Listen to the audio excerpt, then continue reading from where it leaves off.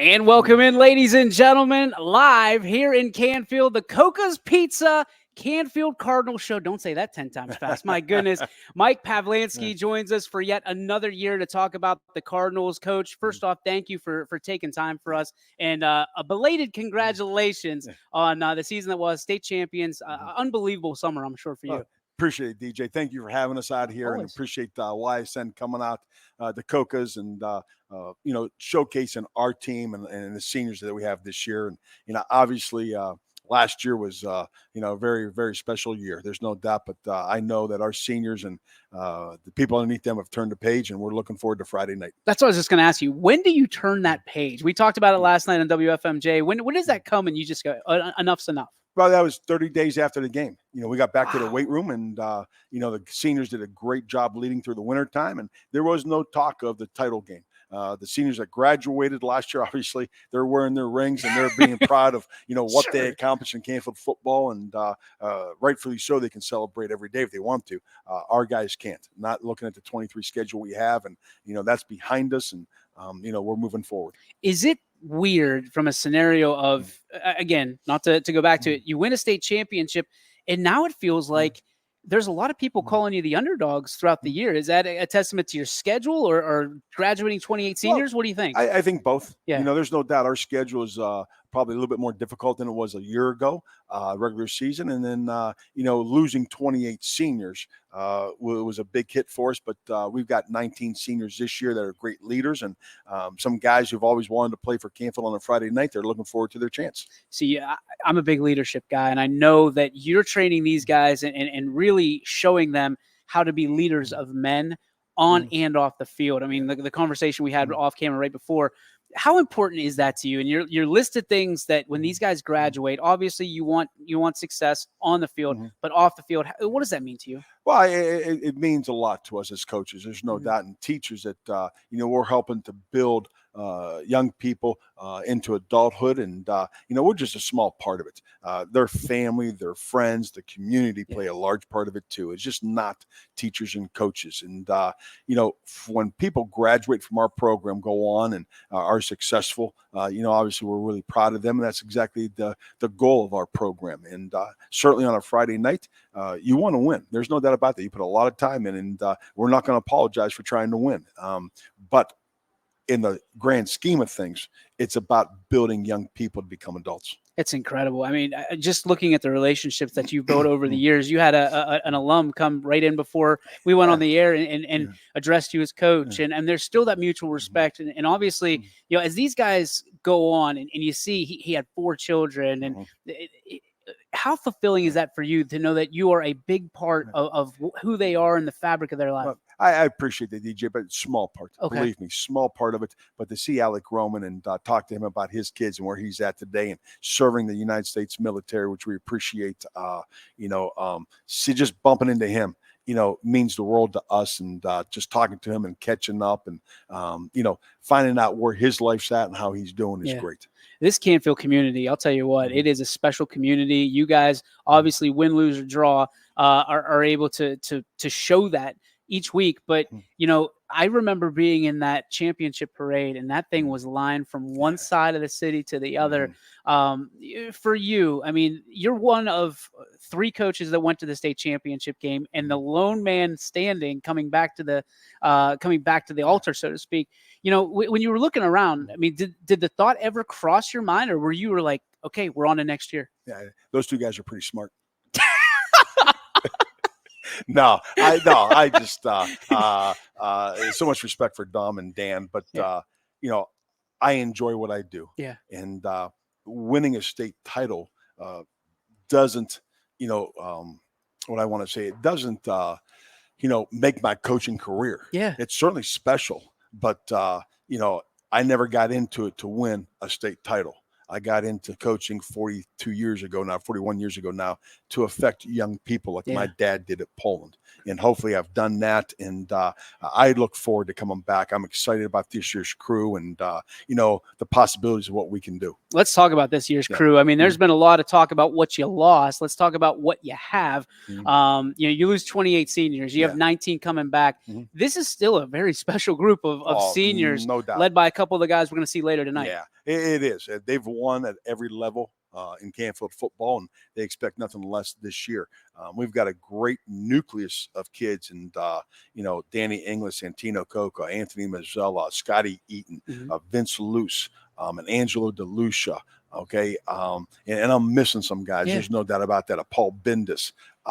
We've got a good nucleus, but we're also very young at a lot of positions. And that's something these guys have got to make sure on Friday night, that when things aren't going correctly, the way exactly as you want them to, that they settle those young guys down and, get on to the next play and see what happens. Question I love to ask is every coach, no coach ever going to tell you what their favorite class is along the way, along their years, but every team and every year seems to have their own legacy that they leave. I mean, I know it's early.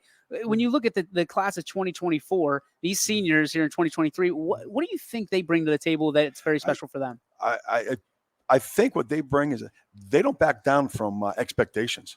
I mean, how do you follow the first state championship team in school history?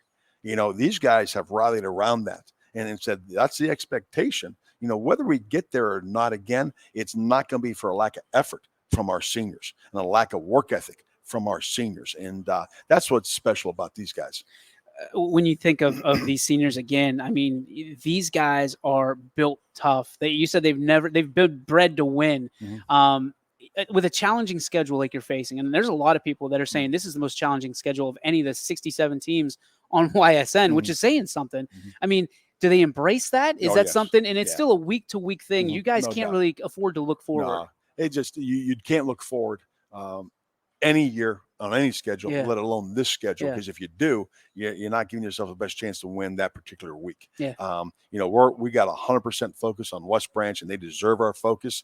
And then next week, whoever's next week is, we'll concentrate on them on Saturday morning and Sunday. But if we look ahead, just like in the playoffs, I thought our guys last year did a great job in Region 9. If you looked ahead in Region 9, you're going to get beat, and our guys never did. And then obviously there's some pretty big matchups looming out there that they could have looked ahead to and never did, and they weren't it allowed them not to stub their toe, and it allowed us to accomplish what we accomplished. Let's talk about offense real quick. I mean, you lose Brock Lowry, everybody knows that's been the headline. He's doing wonderful things out there. When you look at what Business is going to bring to the table, he's a great quarterback in his own right, and you guys can still run the same things that you ran last year with no problem. Yeah, absolutely. We're not going to ask Paul to be Brock.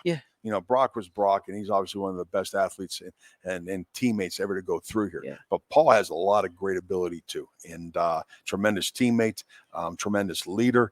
We're going to tailor our offense to what Paul can do and allow us, hopefully, to be able to move the football.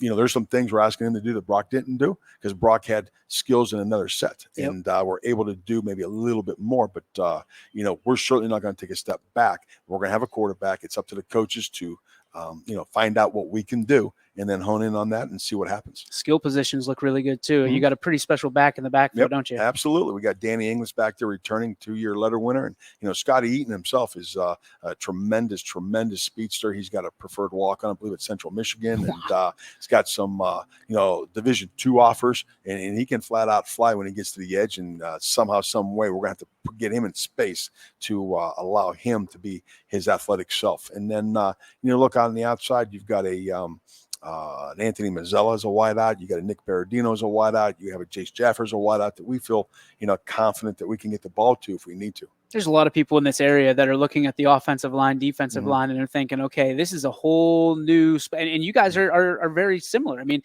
you're going to win and lose a lot of games depending on the offensive line. No, that's where the games are won. There's not a lot. 100% of games are won up front. Whoever wins the rushing battle, whoever wins the offensive defensive lines. And, we start up there with 3 senior returners, or two senior returners and a junior returning offensive line. Santino Coco is going to be our center. Yep. Vince Luce is going to be our right guard, and Angelo DeLucia is going to come back at tight end for us. And you flip that over, those three guys man our three defensive line spots too. And it's going to be incumbent upon the coaches to get those guys off the field during the week, during the game.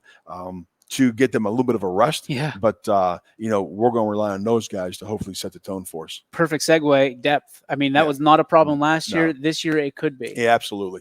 Absolutely could be a problem. We got some really good young sophomore and junior linemen. They're just not ready right now. And hopefully in the next few weeks of practice, and you get a few minutes of playing time, somebody can grow into a backup position. Somebody can grow into possibly a starting position, because if somebody goes down, unfortunately, and gets hurt, it's going to be a fire drill. Yeah. We're going to be switching people left and right. I read a excerpt in the Vindicator. You really like your defensive backfield. Absolutely. We got 3 of the 4 back. The only one we're missing is Brock, obviously, and he was a big part of our defensive backfield. He made all the calls. But Bendis and Eaton and Mazzella are back there. And, junior Tyler Scherer started his first varsity start was in the title game. We had enough confidence in him to put him as a starter. Now, he played a lot, the weeks before then, but he was never a starter. Yeah. But the game plan that week said, hey, we got to put Tyler back as a starter. And so he's got some football underneath him. So, again, they're going to be challenged Friday night because West Branch's skill is some of the best we've seen. I think we all know the expectation questions coming. Mm-hmm. What are your expectations for this year? It's hard to have higher ones than last year, right? Last year's expectations are the same as this year. They really are. It wasn't going to win the state title. Yeah. It was get better every day in practice. I love it. Because if you get better every day in practice, you got an opportunity to win on a Friday night. And then on Friday night, you got to get to a fourth quarter with an opportunity to win. If you're sitting here saying we're going to go win a state title, boy, most people are going to be disappointed because there's only going to be one of those teams. Wow. And if you improve every day and make every day and you start stacking and make every day important, there's an opportunity for success on a Friday night. And then on Friday night, again, you got to play well enough to get to the fourth quarter with an opportunity to win. All right, let's talk about your week 1 opponent, West Branch. I mean, these are always slobber knockers between you guys. Yep. A team that, listen, I was at their scrimmage the other day. There's a lot of people that are down on them because Drew DeShields leaves, and they think that's the entire thing. Listen, they've got a pretty good quarterback coming up, and they've got some talent guys as well. I mean, what do you think about this? Their skill is as good of a skill as we faced it all last year. Wow. Okay. Yep. With they got JT Thomas, they have Joey Jackson, they've got Anthony Perry, Boston Mullinex is the one back that sometimes absolute stud that sometimes can go play an inside slot, in their empty formations. And then, Bo Alzas is a tremendous quarterback. He just sits back there. And I think what Coach Cooper does tremendously is he simplifies the game. They go at a fast pace, but it appears to be difficult. But when you break it down, it actually is really simple. And, credit to those guys for not making it difficult and allowing the quarterback just to read coverage and pick you apart. And, we've got to somehow be able to stay on the field Friday night offensively. If we don't and we give them too many snaps, my goodness, we could be in trouble. So last year's narrative, obviously, battle of the quarterbacks. Mm-hmm. It's really a shootout. Mm-hmm. This year, do you feel like it's going to be the same thing? Is it offense, or do you think there's going to be a lot more defense involved in this one?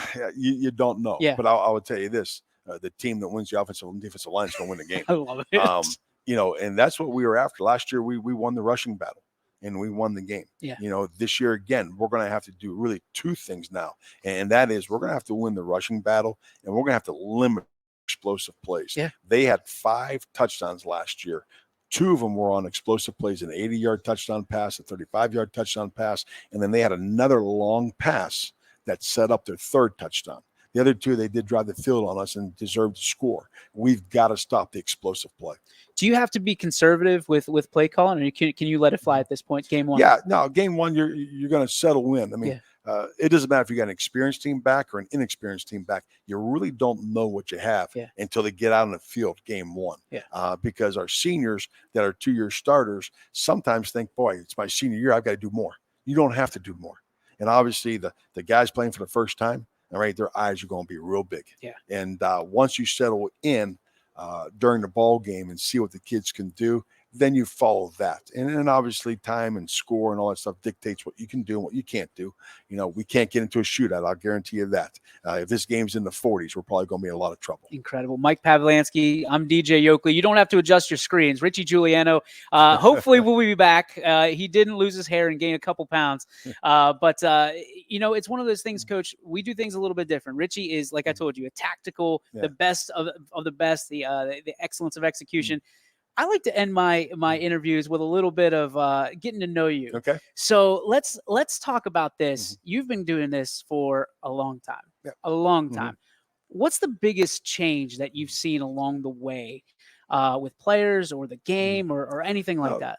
The players really haven't changed, Okay. to be honest with you. They enjoy the game. They enjoy being around friends. Okay. They want discipline. They want people to hold them accountable. Yeah. The biggest change in the game is technology. We're on the sideline watching the replays on iPads. You're allowed to do that now. And so instead of waiting until Saturday morning to make a correction, we're making corrections live and in time. Okay. At that point, I was at my brother Tom's house, head coach at Poland. We were having a going away party for his son, who's a junior at Kings Point. He's awesome. And one of my dad's old assistants, Dick McPherson, and his wife attended. And we were talking. He goes, "What? You can watch the plays on the sideline?" He had no idea.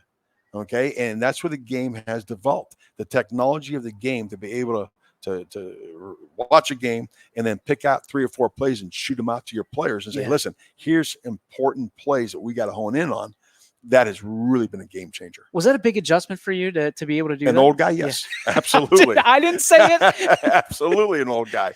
But we got a great young staff. Yeah. Okay. Those guys are involved in technology and, Jack Palani especially is invaluable to us in his video technology. Incredible. All right, let's talk family. I mean, I know you're a big family man. What makes you most proud as a dad, as a husband?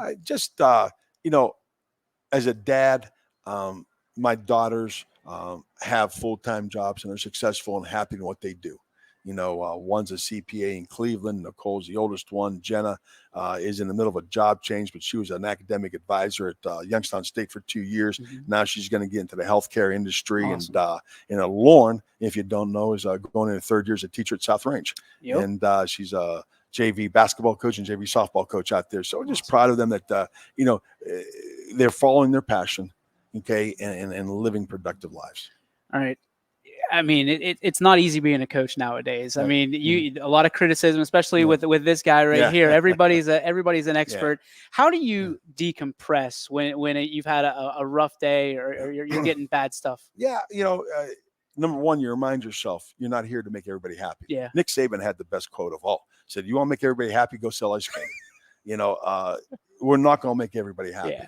And that's the first thing you got to do. And then number 2 is, look at your team. Are you doing what's in the best interest of the team, not the individual? And that's tough sometimes, but the best interest of the team, then things are going to be okay. Every day is not perfect. You know that. And, but you come back the next day and try to improve. All right. Last one, I promise. One spot you get to go to on vacation. Where is it? And what are you eating? The Outer Banks. Okay. We're going to the Staying Outer domestic. Banks. Yep. The Outer Banks. And there's a place down there called Art's Place. Okay. And it's a burger place and the best burgers around. You're a burger guy? Absolutely. What's on the burger? What's on the burger?